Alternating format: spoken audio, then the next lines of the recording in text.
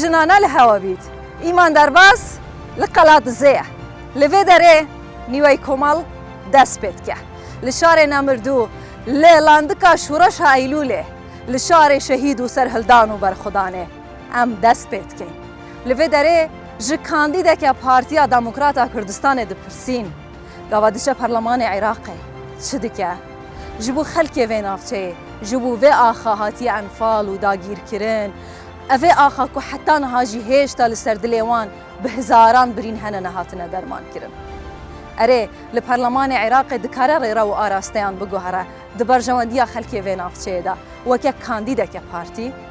em bi hevra hem li qela dizê bigerin hem jî wê binasin hem jî ji xelkê bipirsin hûn amade ne dengê xwe bidene jinekê dîsa dibêjin bi hêzeke jinane em dest pêdike bimerin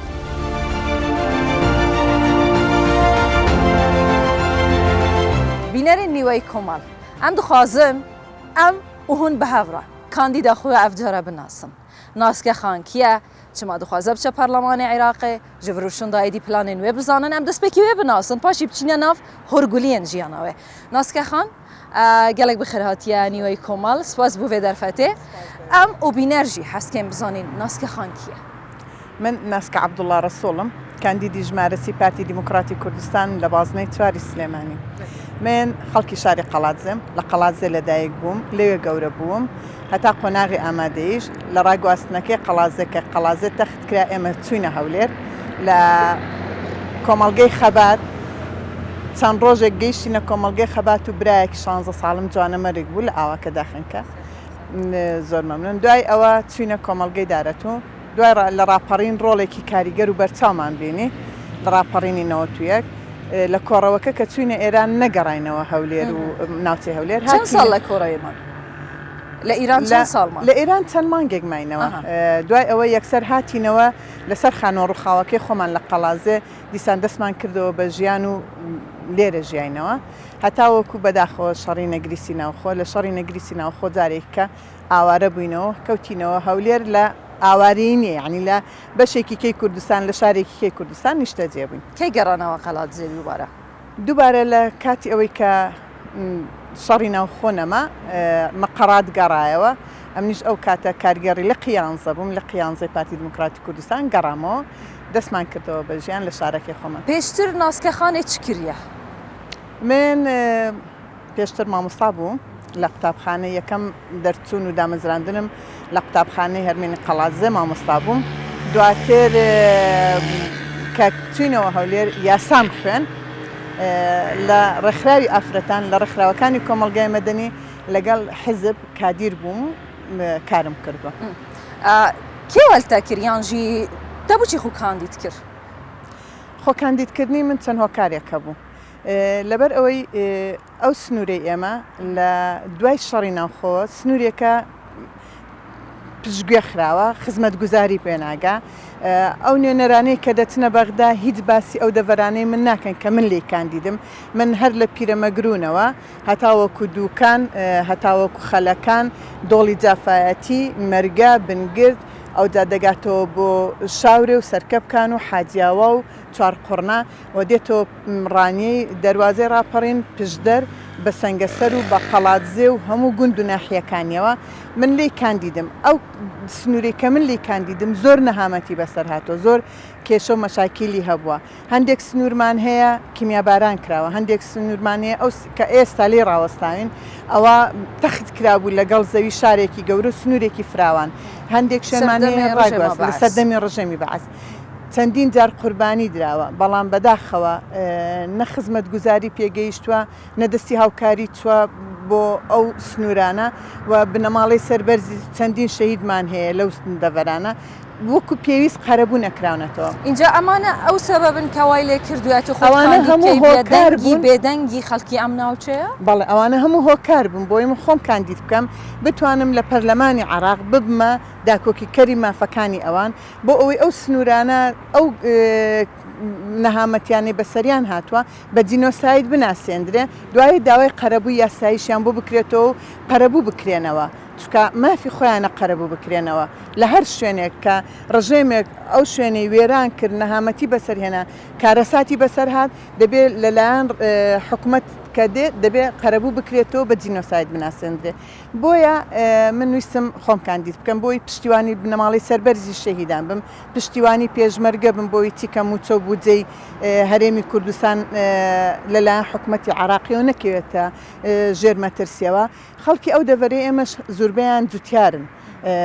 ئەو جوتیارانە ساڵانە گەنمەکانی خۆیان فرۆشتۆ بە عراق شایستەداراییەکانیان وەرنەگرێتەوە بۆ ئەوەی دیفاع لە ئەوان بکەم ناسکە خان ئەس هەستکەم بزانم ژڕوویە ژیانە تا خێزانی بە ئەتو گەل کێدژی ئەوان پاڵپشت بوو نەبووتە یاننا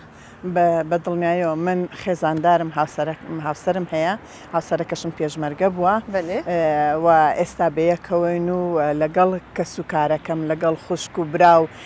خزم و کەسەکانی من لە بانگەشەی هەڵبژاردن هەر هەموو بە یەک تیم کار دەکەین بۆ سەرخستن ئینشاءڵڵا چێ بووێ قەسێ گەلک جارە دناو جوواکیدا دناو کۆمەڵێدا دبێژن لە پشت هەر مێرەکێ بەهێز ژنەکە بەهێز هەیە لە پشت هەر ژنەکە بەهێز و خوباوەر مێرەکێ بەهێز هەیە یعنی دەهێزا خۆ ژمێرە خوار گرتیە بە دڵنیاییەوە پشتیوانێکی تەواوی منە ئەویش هەردووکمان پێشمەرگە ئاسا کار دەکەین باشە ینی ئەگەر مەسەلەن تو خودت تێدا نەدبە دەتوانی بڵێ سەرچاوی هێزی من تەنیا پیاوەکەم بوو؟ نە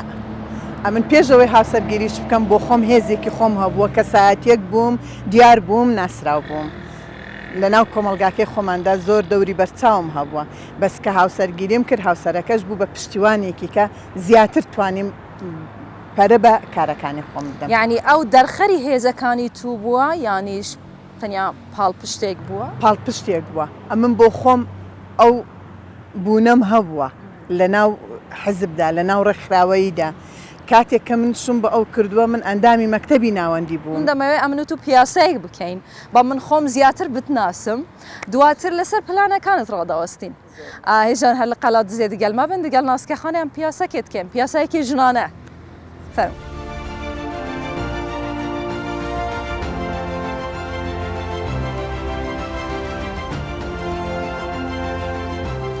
پشتی پیاسەکە ژنانە ئەم زیاتر ناسکەخانێ بناسن یعنی قەلات دزێ دیمەنین خۆ تیایەن خوێن بلند بە دوڵ و نهاڵ بە ئاوا خۆ ناوبانگە بزانم یعنی ناسکەخانێژی واکە کچەکە وێ ناوچەیە لەوێ دەرێژ دایک بووە ئەوەرە بووە دەربەدەر بووە دیسا ڤەگەڕیا یعنی هێشتاژی دکە ساعتیا وێدا سروشتێ وێ دەرێ ڕەنگی خوددایە یان ئەم زیاتر بزانە بن ناسکەخان دێشێ بەحسی زارۆکاتیا خوب من کای تو زارۆکێکە چاوە بووی کڕ بووی بێدەنگ بووی عەجوول بووی لە کاتی منداڵیمدا وەڵڵا منداڵێکی فەقیر بووم فەقیر بووم زۆر هاروهاج نەبووم دائیمەن ماد بووم بێدەنگ بووم دەتوان لە دەور پشتەکەم بەڵام دوایی کە لە تەمەنێکی گەیشتنە هەرزەی چونکە لەبەر ئەوەی لە نەماڵەیەکی شۆڕژگێر بووین بەردەوام پێشمەرگەها سەردانی ماڵمانی دەکردوین چوومە ناو ڕێخستنە نهێنیەکانی حەزبەوە لە ڕێخستنە نهێنیەکان کارم دەکرد وەک پێشمەرگە ئاسایەک لە ناو لەو کاتە ئاسان بوو کە ئەتوو بچێنە و پێشمەرگەکان وەکو پارتیەک ئیش بکەی لەو منتەقەیە زۆر سەخت بوو زۆر سەخت بوو بەس ئێمە لە ناو داخلی لە ناو شار ئیشمان دەکرد چەند ساڵی بوو هاتیە ناوڕێک خراوەوی زۆر منداڵ بووم بەس بە حکمی ئەوەی کە هەر خزمانم هەمووی پێشمەرگە بوون بەردەوام کەمە فرزەی پێشمەرگە دەهاتە ماڵمان دەمانەوە زۆر حەزم لە خەبات بوو لە ئێستا گوتت پێشمەرگەمە ینی ئەو پێشمەرگە ئاسێدایە بەڵێ لە زۆر جار لە سەنگەر بووم هەر لەو قەڵاتزەیە لەو شارە لەو گردە حسنی کە ئێستا ئێمە دانیشتوین بەداخەوە لە شەڕی ناو خۆلیانداوم دوو جار بە دەست لێکراوە بەرنەکەوتوم بە قەناز لیانداوم بەرنەکەوتوم هیچیش نەترساوم ئەسڵەن کاری لە من نەکردووە خەباتی هێزەداتە چاو هێزەداتە پارتی بوونێ یەک کورد بوونم دوو پارتی بوونم سێ بنەماڵەکەم بوونی خۆم کە هیچ خۆم بەکەمتر نەزانی و هیچ کات لە ڕێگەزی بەرامبەر بەس ئێمە ئەو کاتە دەمانگو پیاوانە ئاسا سەربەرزانە دەچینە ئەو تعبیرە ناف کورداندا گەلەکە زۆرە پیاوانە ئەی بوو ژنانەنا ئەوە دەکرێت بڵێ نەک بۆ لەکەدارکردنی ئافرەتی دەکرێت بڵێ چۆن زمانەوانیەکە ڕاهاتنێکی زمانە لەسەر غەڵەت نییە؟ غەڵەتە دەکرێت بڵێ شێرە ژنانە بەڵام چونکە ئێمە وامان لێ کە پیان گوتبینە ئێوە دەڵی پیاوە زۆر پێمان خۆش دەبوو لەبەر ئەوی چونکە پیاودا ئیمەن بە چاوێکی بەرزتر سیر دەکرا لە ئافرەتی ئێستا شوایە؟ نا ئێستا زۆری فەرق کردووە ئێستا یەکسانە جیاوازی جێندەری خۆت لە گەڕی خراوی ئافرەتانیش ئیش کردووە هیچ پلانێکت هەیە؟ من پلانم هەیە بۆ هەموو کۆمەڵگا نەک بۆ ئافرەتان ئێستا چونکە تۆ لەوە دەرچوین ئێستا ئافرەت لە هەموو کایە سیاسیەکان هەیە لە حکومەت هەیە دڕۆڵی خۆی دەبینە ڕێژە؟ ڕێژە هیچ کەم نییە بەعکسەوە لە ناو دەوائیرە حکومیەکاندا ئافرەت زیاترە ئێستا پەرلەمانەیە تو دەچیە 125 کورسیەکان لە ژنانە ئەی بۆ یعنی با 150 بێ بوونە ئەمن ئومێد دەکەم بۆ پەرلەمان ڕێژەی کۆتا نەبێ ئومێد دەکەم وا بگەینە ئەو ئاستەی کە ئافرەت و پیاو هەڵبژاردنەکەی لەسەر ئاستی ئەو نەبێت کە ئافرەتە یا پیاوە بتوانین وا بکەین ئەو کەسی کە خزمەت دەکە ئەو هەڵبژێرین ئەو کەسی دەتوانێت ڕۆڵی بەرچاوی خۆی بینێ ئەو هەڵبژێرین نەک پیاو یا ئافرەت بێ یا بە ڕێژە بێ بەس ئیدی تا ئێستا کۆمەلگاکەمان ئەوەیە و یاساکەش کەواتە خۆشت رازینی لە ڕێژەکە لە تەعامڵەکە لە یاساکە کە ژن بەبێ کوتاش بچێتە پەرلەمان هەر بە کوتا بووی حسابە ئەمە ناحەقیەک نییە نەعەدالەتیەک نییە ناحەقیە چ دەکەی لە بوو ئەمە هەوڵ دەدەین بە تەنیا من چکە ئەندام پەرلەمان بە تەنیا هیچی پێ ناکرێ بەس دڵنیام بیرۆکە و پلان بیرۆکە و پلان دەدەین فراکسیۆنەکەشمان کە چونکە لە ڕابردوو فراکسیۆنی پارتی ڕۆڵی بەرچاوی هەبووە لە هەموو یاسایەک کانی کە بۆ خزمەتی کوردستان بوو بۆ خزمەتی کۆمەلگا بوو بۆ خزمەتی نەتەوە بووە لەوێش بە هەمان شێوە لەگەڵ پەرلەمانتارانی پارتی و ئەو پەرلەمانتارە کوردانەی کە لەوێن لە حزبەکانی کە دێن بە ئومێدی ئەوەی یەکدەنگ بین بتوانین خزمەتێکی باشتر بکەین چەند ناسکە خان چەند مهمە ژن جوداهیا جێندەری بدەتە لای تەمەن بدەتە لای یعنی خۆ مقارنە نەکرد گەل تەرەفێدی بەهێزا خۆ بیر و باوەڕ بهێتە پێش زۆر گرنگە کە تۆ بتانی بەهێزی خۆت بتانی بوونی خۆت بچەسپێنی من کچە فەقیرێک بووم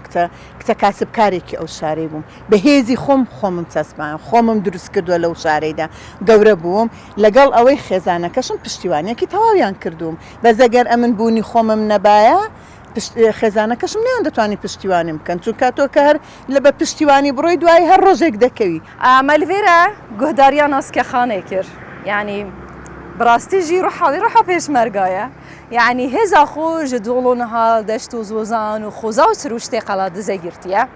لەو ماز بدل و جان بڵم ئافرەتی قەڵاتزێ ئافرەتێکی زۆر پێشکەوت و چاوکراوە بوون ئێمە ئافرەتمان هەیە چۆتە بەرپەتی قەنارە سێدارە ئافرەتمان هەیە داگوڵە چۆ بەر پەتی سێدارە و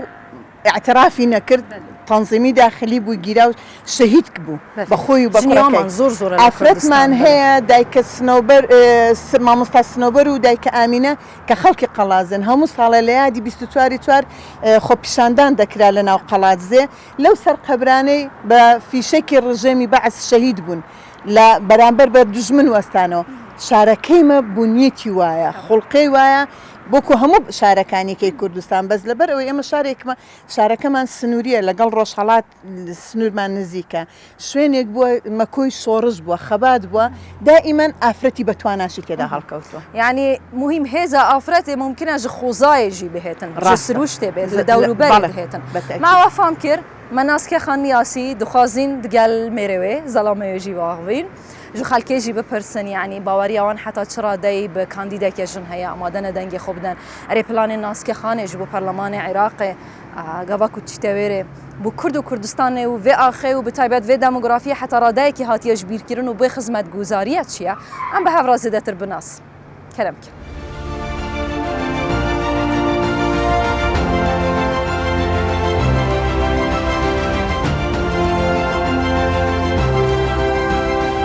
بەێ هێژان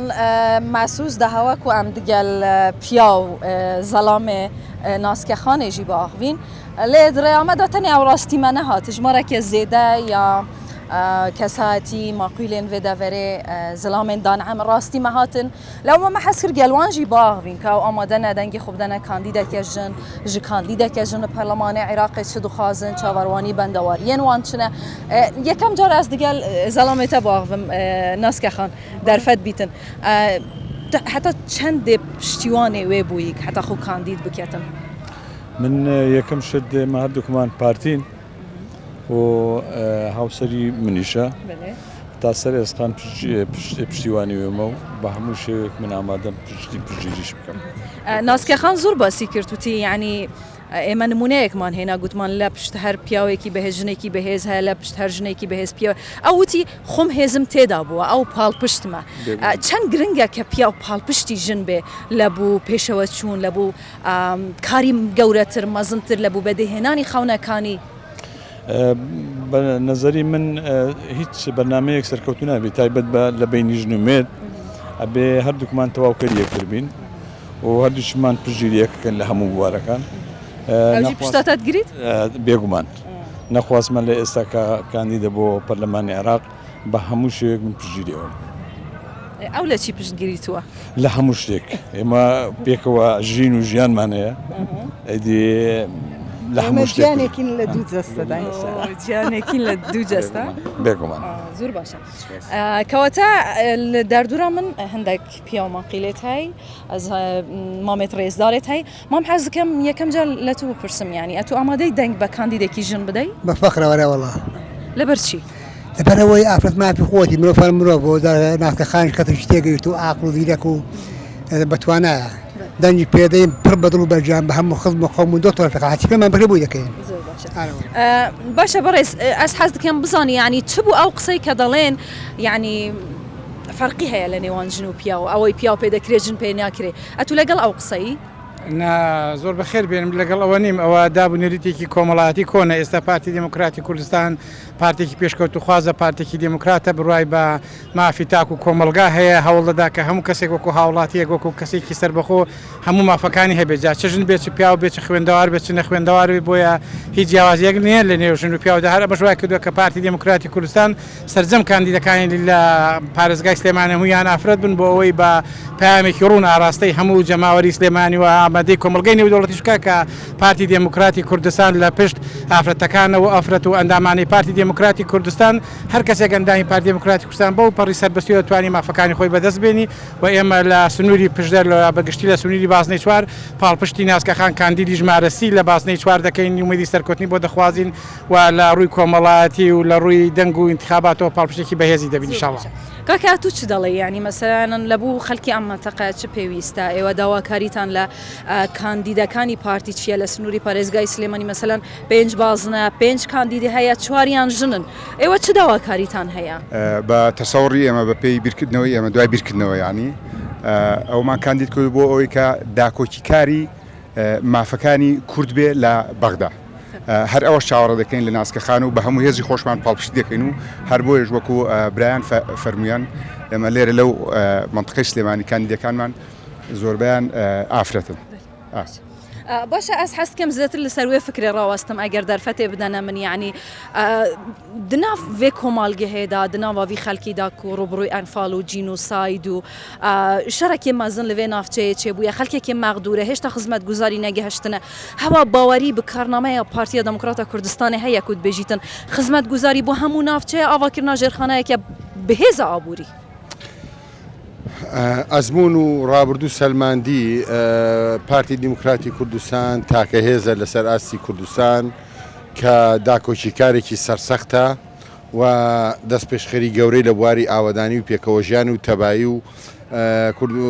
کارکردن بۆ کوردستانێکی بەهێز کردووە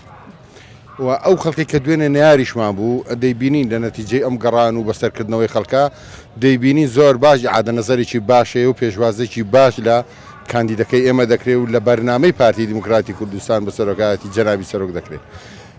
ئەمە ئەو شارە کە تۆ دەیبینی لە 63 بردومان کراوە لە 74 زانکۆی تێدا شەهید کراوە 8 ساڵ شەری ئێران و عێراق ئەو شارە لەژێر ڕەحمەتی بۆمباراندا بووە ئەم شارە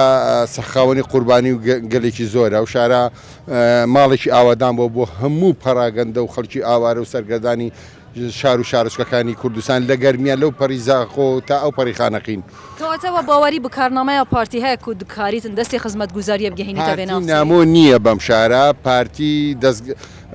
بارەگای تەنفیزی پارتی لە شەخسەکان لێرە بووە ئەو خەڵکە مێژوێکی لەگەڵ پارتی هەیە زۆر باش دەتوانێت لە پەیامی پارتی تێبگا و قوبوڵیشی بکە بۆیە زۆر گەشتبینین و زۆریش بە چاوی ڕێزەوە دەڕوانینە ئەو حورمەتەی کە خەڵکی ئەو شارە لە ئێمە و لە کاندیدەکەمان و لە باوەڕی و بەرنامەی پارتیمان دەگرێت. زۆر باشە. هێژان بڤی ئەوەی دناوگەلدا بوون ئێدی ما گوهداریاوان کرد کاژی کاندیدێکی ژن بە تایبەتی کاندیدên Partiya Demokrata Kurdistanê bi taybet ji bo gihandina xizmetguzariyan û avakirina jêrxaneyeke aboriya bihêzka çawa partî jê ra dibêjîtin em ê li dawiyê bizanin ka kandîda me li Parlemanê Iraqê çi plan heye bigelme.